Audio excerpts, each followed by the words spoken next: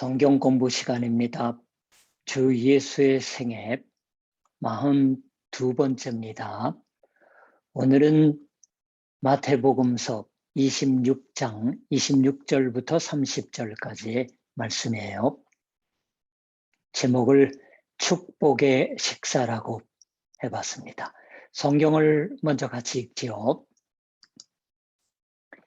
그들이 먹을 때 예수께서 떡을 가지사 축복하시고 떼어 제자들에게 주시며 이르시되 받아서 먹으라, 이것은 내 몸이니라 하시고, 또 잔을 가지사 감사기도 하시고 그들에게 주시며 이르시되 너희가 다 이것을 마시라, 이것은 죄 사함을 얻게 하려고 많은 사람을 위하여 흘리는 바 나의 피 곧 언약의 피니라. 그러나 너희에게 이르노니 내가 포도나무에서 난 것을 이제부터 내 아버지의 나라에서 새 것으로 너희와 함께 마시는 날까지 마시지 아니하리라 하시니라. 이에 그들이 찬미하고 감람산으로 나아가니라.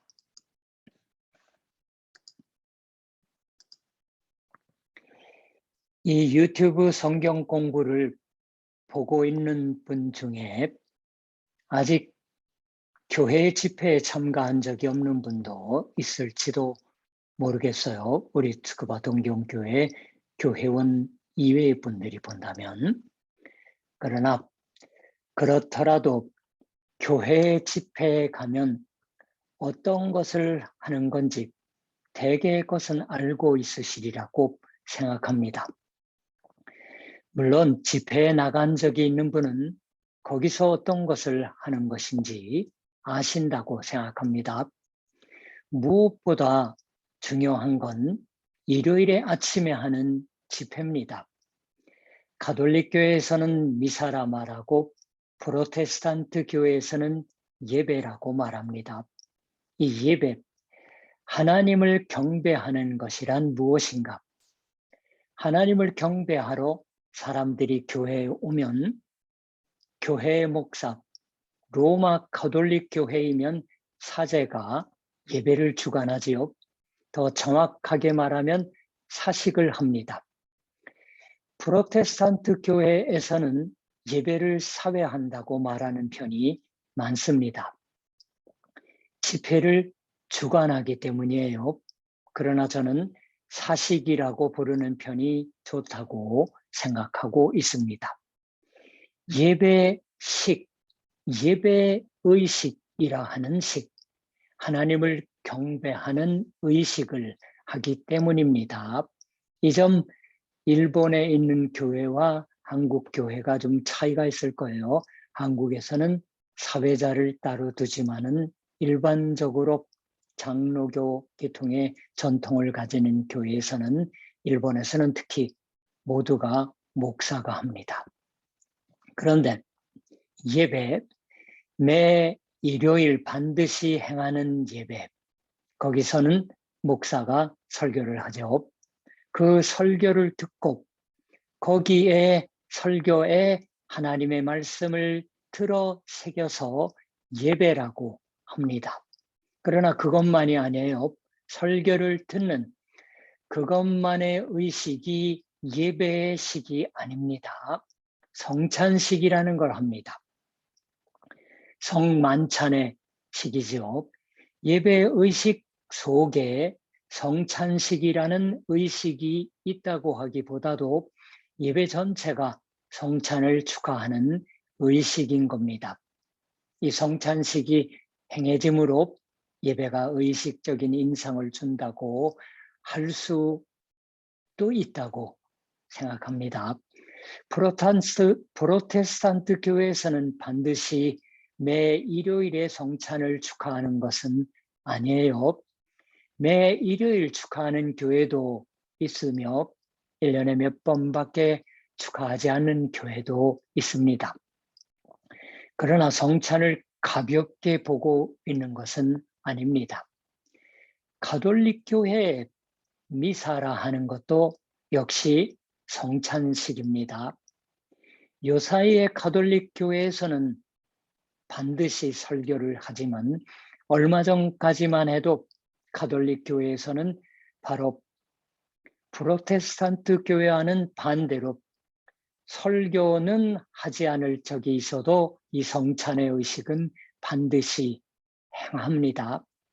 그리스도 교회에는 여러 교회, 교파가 있습니다. 그리스 정교회도 있습니다. 성공회도 있어요. 그러나 각가지 점에서 차이가 있을 것이지만 그리스도의 교회인 이상 반드시 성찬을 축하합니다. 성찬에 관한 이해가 다른 부분도 있지만 성찬을 축하하지 않는 그리스도의 교회는 없습니다. 세례를 받고 그리스도인이 된다고 하는 것은 이 성찬을 계속 축하하며 산다고 하는 것을 말합니다. 그러니까 그리스도 교회는 성찬 공동체라고 불릴 적이 있는 겁니다. 어떤 분은 또 밥상 공동체라고 부르는 분도 혹 있었어요. 성찬을 축하하는 법은 각가지입니다. 많은 예배당에는 그 정면에 테이블이 놓여 있습니다. 성찬 식탁이라든가 주의 식탁이라고 불립니다. 또 의미도 확실하지 않지만은 많은 사람들이 제단이라고 부를 수도 있어요. 그렇게 부르는 교회도 있습니다. 제단을 쌓는다라고 하는 것은 의미를 모르고 하는 말인 것 같아요. 성찬을 계속 축하한다고 하는 의미가 가장 중요한 것이 됩니다. 성찬을 축하할 때 목사는 그 성찬 식탁이 있는 곳에 서서 성경의 말을 읽고 기도합니다. 성찬에 참여하도록 초청합니다. 초대의 말을 읽지요. 교회에 따라서는 그리고서 신도분들이 그 테이블이 있는 곳까지 나와서 목사로부터 성찬을 받습니다.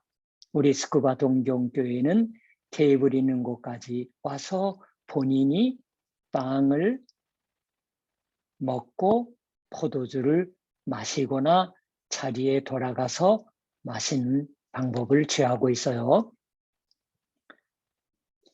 혹은 교회에 따라서는 신도들이 앉아있는 곳으로 교회의 재직, 즉 장로나 집사라 불리우는 직무를 가진 분들이 빵과 포도주를 배찬하러 가요.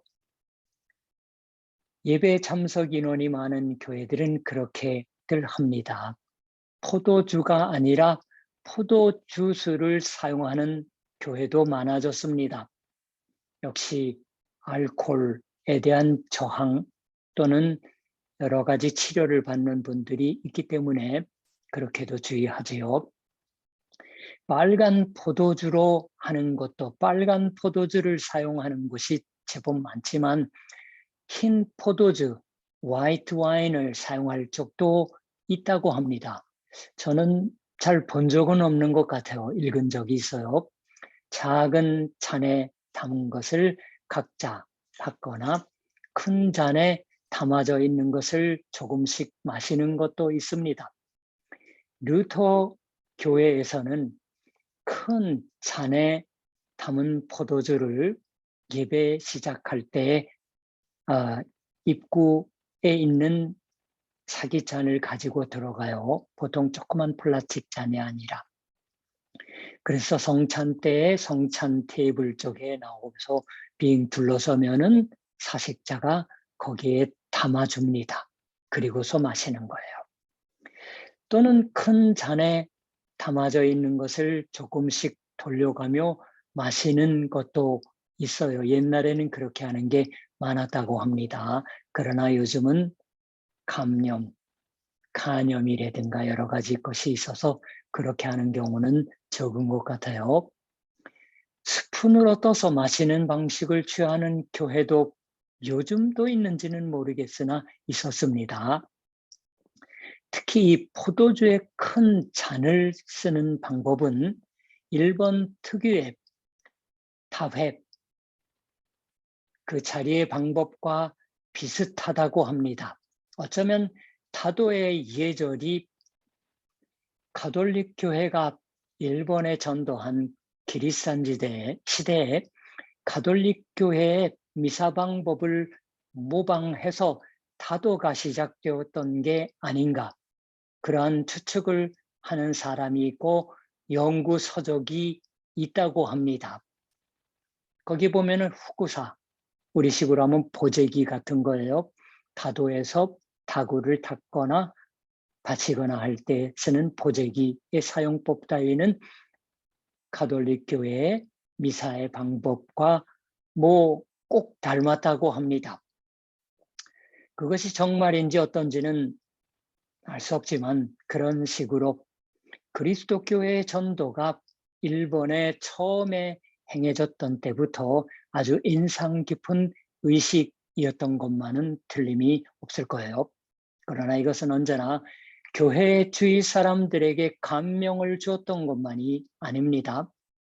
그건 고사하고 감명을 주기는 고사하고 그리스도 교회의 전도가 시작되어 오래 박해를 받고 있던 초대교회 시대에 이 성찬은 종종 오해받아 비난의 표적도 되었습니다. 교회 주위 사람들이 그리스도인이 교회당에 모여 대체 무엇을 하는 건지 흥미를 가졌습니다. 특히 오랫동안 성찬은 세례를 받고 신앙을 고백한 사람들만이 참가할 수 있었습니다. 그 외의 사람들은 예배에 참가하고 있었어도 성찬의 식사가 시작될 때는 밖으로 나가지 않으면 안 되는 시대가 오랫동안 계속되었다고 합니다. 말하자면 바깥 사람에게 있어서는 비밀의 집회라고 생각되고 그런 만큼 관심을 불러서요. 가만히 바깥에서 들여다보면 붉은 액체를 모두 함께 주고받으며 마시고 있는 거예요. 그걸 보고서 그리스도인은 인간의 생피를 빨아먹는다고 생각한 사람이 있는 겁니다. 게다가 세례식을 행하죠. 유아에게 세례를 베풉니다. 지금도 그렇습니다. 아기를 데리고 와서 예배 중에 마치 하나님께 제물을 바치는 것처럼 소중하게 내놓아서 세례를 받습니다. 아기의 생피를 빨아먹는다는 따위의 터무니없는 말까지 들었던 거예요. 그래서 이상한 얘기죠. 우스꽝스럽고 그런 일이 있겠느냐 하고 생각하지만 사람의 소문은 악이나 미움과 결부되면 대단히 이상한 게 됩니다. 일본에서 전도가 되어졌을 때에도 메이지 시대에도 비슷한 비난이 있었던 기록이 있어요. 그러나 이러한 것은 그리스도 교회가 성찬을 얼마나 소중히 했냐고 하는 것의 증거입니다. 허풍이 아니라 여기에 생명을 발견하고 목숨을 걸었던 거예요. 그리스도인은 교회에 모여서 무엇보다 중요한 것으로서 빵을 같이 서로 나누고 포도의 잔을 서로 나눕니다. 이것은 이제부터 후로도 교회가 계속되는 한 어느 교회에서도 기쁨에 넘쳐서 계속해 갈 것이에요. 이 의식을 처음 보는 사람은 대체 뭘 하고 있는 거지? 하고 생각할지도 모르겠어요. 왜 모두 작은 빵을 서로 나누거나 포도주를 마시거나 하고 있는 건지, 거기에는 어떤 의미가 있는 걸까? 이것은 인간이 생각해낸 게 아니라 주 예수 그리스도께서 이 성만찬에 최초의 사식을 해 주셨던 데에 우리가 생각을 해봐야 합니다. 그리고 이러한 것을 주 예수 자신이 다시 오시기까지 계속하도록 명하셨어요. 독일에는 프로테스탄트 교회에는 루터파와 개혁파라고 하는 두 큰 교회가 있습니다. 이상한 일이라고 생각하실지도 모르지만 종교개혁 이래 이 두 교회 사이에서 한국식으로 하면 두 교단이라고 하겠지만은 일본에서나 외국에서는 큰 교회의 무리 교단을 교회라고 부릅니다. 사이에서 성찬에 관한 신학적 이해가 달랐기 때문에 정식으로는 같이 성찬을 축하할 수가 없었습니다. 그래서는 안 되겠다고 생각해 2차 세계대전 후 양 교회의 신학자가 모여 회의를 열어 자신들의 성찬 예를 대조해 공동의 이해를 확립하여 지금은 이제 함께 축하하고 있습니다. 근데 그때 먼저 확인했던 게 뭐냐 하면 성찬을 축하하는 건 주 예수 자신이 제정하신 것이라고 하는 거고, 무엇보다 그 주 예수님의 의지를 중요시하는 것을 우선해 두었기 때문에 가능한 것이에요. 주 예수의 생애를 배워 복음서만 우리가 읽어오고 있으니까 오늘은 조금 성찬에 관련된 딴 것도 읽어보겠습니다. 고린도전서 11장에 바울의 말이에요. 내가 너희에게 전한 것은 주께 받은 것이니 곧 주 예수께서 잡히시던 밤에 떡을 가지사 축사하시고 떼어 이르시되 이것은 너희를 위하는 내 몸이니 이것을 행하여 나를 기념하라 하시고 식후에 또한 그와 같이 잔을 가지고 이르시되 이 잔은 내 피로 세운 새 언약이니 이것을 행하여 마실 때마다 나를 기념하라 하셨으니 너희가 이 떡을 먹으며 이 자신을 마실 때마다 주의 죽으심을 그가 오실 때까지 전하는 것이니라. 그러므로 누구든지 주의 떡이나 잔을 합당하지 않게 먹고 마시는 자는 주의 몸과 피에 대하여 죄를 짓는 것이니라. 사람이 자기를 살피고 그 후에야 이 떡을 먹고 이 잔을 마실지니 주의 몸을 분별하지 못하고 먹고 마시는 자는 자기의 죄를 먹고 마시는 것이니라. 바울이 전하는 이 최후의 만찬의 이야기는 복음서보다도 더욱 오래된 주 예수님에 관한 역사적인 기록으로서 소중히 여겨지고 있습니다. 책으로 기록이 될 때에는 시대적인 그런 차이가 있는 거예요. 성찬의 축하를 할 때 주님의 식탁에서 목사가 반드시 읽는 게 이 말입니다. 지난주를 우리 성찬의 축하를 했는데 기억하실 거예요. 스쿠바 동경교회 교회원분들은.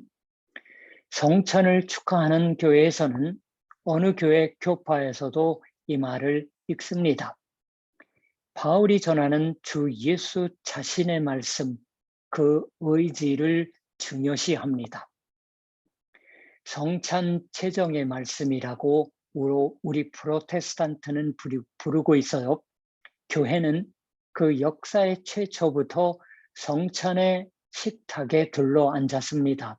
모일 때마다 같이 식사를 했던 거예요. 그 식사 전후에 성찬을 축하했던 것 같습니다. 그런데 모여서 하는 식사가 점차 이제 사라지게 되는 것 같아요. 그때마다 주 예수의 말이, 그 말씀이 이야기된 최후의 만찬의 자리가 이제 생각되어진 것입니다. 목사 바울이 그때 교회의 말을 전하고 있는 거예요. 이것은 주께로부터 받은 것이라고 자신의 귀중한 보물인 양 말하는 겁니다. 주 예수께로부터 받은 것을 너희에게도 전한다라고. 무슨 소리일까요? 주 예수께서 잡히시던 밤에 떡을 가지사, 물론 빵입니다. 한국어니까 떡이라고 번역을 했어요. 축사하시고 떼어 이르시되 이것은 너희를 위하는 내 몸이니 이것을 행하여 나를 기념하라 하시고 식후에 또한 그와 같이 잔을 가지시고 이르시되 이 잔은 내 피로 세운 새 언약이니 이것을 행하여 마실 때마다 나를 기념하라 하셨으니 나를 기념하라고 2번이나 반복하셔서요. 기념이라는 건 단지 추억으로서라는 게 아닙니다. 성경에서는 이 기념 혹은 상기하는 거예요. 단지 과거를 생각해내는 것만이 아니에요. 주 예수님의 것, 그 말씀, 그 약속, 그 행하신 일을 기념하여 다시 이야기하고 기도하고 성천을 서로 나눌 때 주 예수 자신이 영으로서 거기에 계십니다. 성찬은 이 주 예수의 임재를 명시합니다. 눈에 보이는 형태로서 보이지 않는 예수께서. 그러니까 예배의 중심이 되는 거예요. 그래서 초대교회에서는 모일 때마다 성찬을 기념해서 축하했던 겁니다. 함께 딱딱한 의자에 앉아 있지만은 식탁에 둘러 앉는 교회원, 그리스도인, 그리스도의 제자들의 교회 속에 주 예수 자신이 영으로는 반드시 있어 주시는 겁니다. 잔에 관하여는 이 잔은 내 피로 세운 새 언약이니라고 말하셨어요. 이 잔이 보여주는 건 내 피가 흘려짐으로써 하나님과 너희 인간과의 사이에 새로운 구원의 약속, 끊을래야 끊을 수 없는 깊은 유대 관계가 맺어진 것의 표시다라고 말하시는 겁니다. 너희가 믿음으로 이 잔에서 마실 때 그 새로운 구원의 약속에 굳게 결부되어 있음을 안다라고, 마실 때마다라고 굳이 말하셨어요. 그래서 이 만찬을 반복하기 바란다고 말하십니다. 그리고 바울은 이 성찬에 참여하기에 적합한 믿음으로 사는 교회이게 하옵소서라고 깨우칩니다. 최후의 만찬에 관한 기사는 각 복음서가 전하고 있어요. 마태복음서 기사를 오늘 성경의 배움에서는 서두에 읽었습니다. 바울이 전하고 있는 것과 거의 같은 내용이지요. 단지 여기서는 빵에 관하여 떡을 가지사 축복하시고 떼어라고 기록하고 있습니다. 어느 것이나 읽기 어려운 거예요. 일본어 성경은 축복하시고를 찬미의 기도를 하시고라고 번역을 하고 있어요. 성서협회 공동 번역은 축복이라고 다시 원래의 의미로 바꿨습니다. 어느 것이나 읽기 어려운 말이에요. 나아가 또한 잔에 관하여는 이렇게 기록되고 있습니다. 또 잔을 가지사 감사기도 하시고 그들에게 주시며 이르시되, 영어로 성찬을 나타내는 말의 하나에 유카리스트라는 말이 있습니다. 커뮤니온이라는 말을 많이 쓰지만 유카리스트라는 말이 있는데 이건 원래 감사를 의미하는 그리스어가 그대로 영어로 된 겁니다. 감사 기도하시고라고 번역되어 있었죠. 그 단어예요. 그게 성찬의 의미를 나타내는 유카리스. 그래서 성찬이란 감사의 식사다라고 이해되는 거예요. 축복하시고 감사기도 하시고 어느 것이나 겹치는 의미를 갖고 있습니다. 하나님께 감사하고 이 빵을 주신 하나님께 감사하여 빵을 축복하는 겁니다.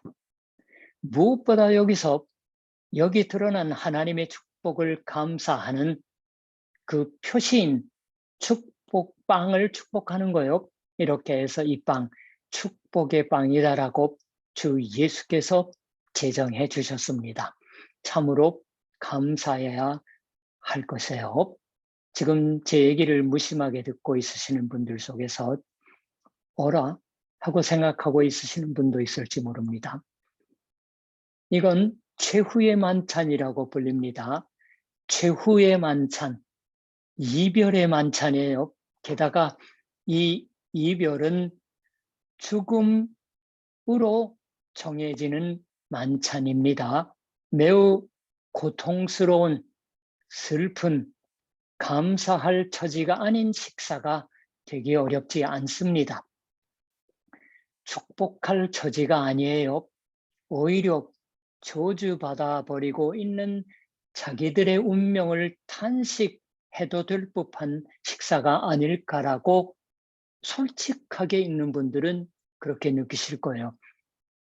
반복해서 교회 생활을 하신 분들은 그러한 선명한 내가 사라져 있을지도 모르겠어요. 제자들 중에 당시에 그러한 생각도 있었을지도 모릅니다. 여러 가지 주고받음이 반복되어 나오죠. 그렇게 생각하는 게 보통일 거예요. 그러나 여기서는 주 예수께서는 축복의 마음으로 거듭 차서 감사의 마음에 넘쳐 기도를 하고 있으십니다. 제자들에게 말을 하시는 거였대요. 먹으라. 이것은 나의 축복의 몸. 이걸 먹지 않으면 너희 인생은 축복받지 못한다라고. 모두 이 잔에서 마시라. 이 잔을 마심으로써 너희 죄가 용서받는다. 모두 이 잔에서 마시라. 이 잔을 마심으로써 너희 죄가 용서받는다. 이토록 감사해야 할 것이 없지 않느냐라고. 이것은 죄사함을 얻게 하려고 많은 사람을 위하여 흘리는 바 나의 피. 많은 사람, 모든 사람이라고 바꿔 말해도 좋을 것이에요. 모든 사람이 이 주 예수의 피를 믿음으로 받아들인다면 죄를 용서받습니다. 이제 죄인이 아니게 됩니다. 죄에서 풀려납니다. 성찬은 그래서 자유의 식사입니다. 이렇게 멋진 게 있을까요?